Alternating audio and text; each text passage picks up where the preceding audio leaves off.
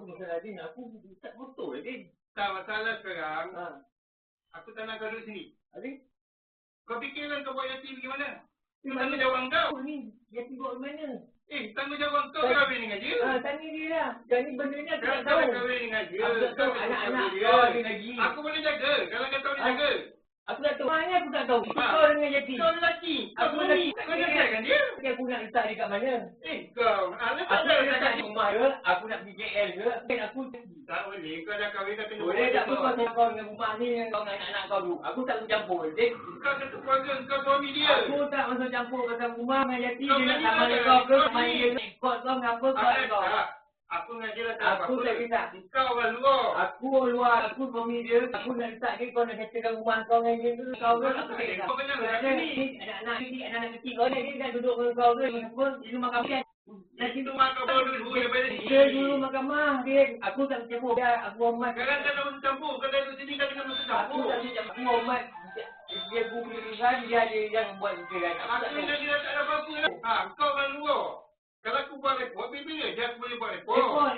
Kau orang luar. Sekarang aku buat dengan aku pula. Aku masuk ni buat Kau nak campur. Kau anak kau pun bagi aku duduk ni. Aku Tanya, boleh jaga je.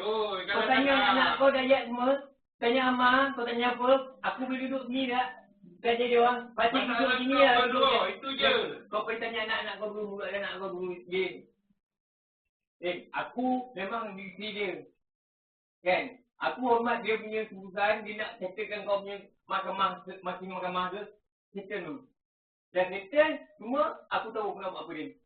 Apa tanya Bagi dia. pula? Aku tak Agama takkan selesai bertahun-tahun. Aku Dia pergi lagi aku macam pergi mana KL. dia tinggal rendah. Biar dia kat sini.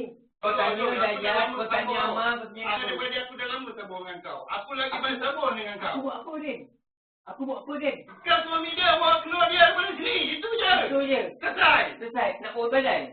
Kau suruh cari lah pendapatan baru. Aku hormat kalau dia nak sini tak mau. Sikit balai. Kau balai tak ada ke? Ada undang-undang ni. Ada undang ni. Tahu dah. Apa tahu sekarang hakim mahkamah. Dan hakim mahkamah. Kau bawa jadi keluar dari sini. Kau dah jadi penempatan ni. Kau bawa keluar. Aku kat KL. Bawa lah pergi. Dia dah katakan, dia nak settlekan. Takkan aku nak paksa dia. Jadi kau tanya dah Dayat, kau tanya dah Amar. Dia nak settlekan, dia aku hormat bukan anak-anak kau. Kau pergi tanya anak kau, aku hormat. Pasti nak settlekan. Bawa dia keluar. Kau tanya anak-anak kau dulu, aku tak boleh. Pergi tanya, kau pergi telefon anak-anak kau.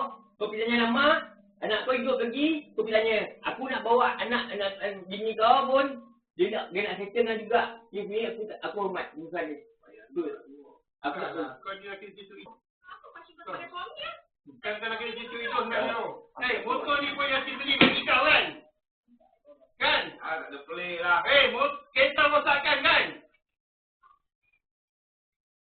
Payahlah kau ni. Dah kena cucuk hidung. Kahwin membeli agaknya lah.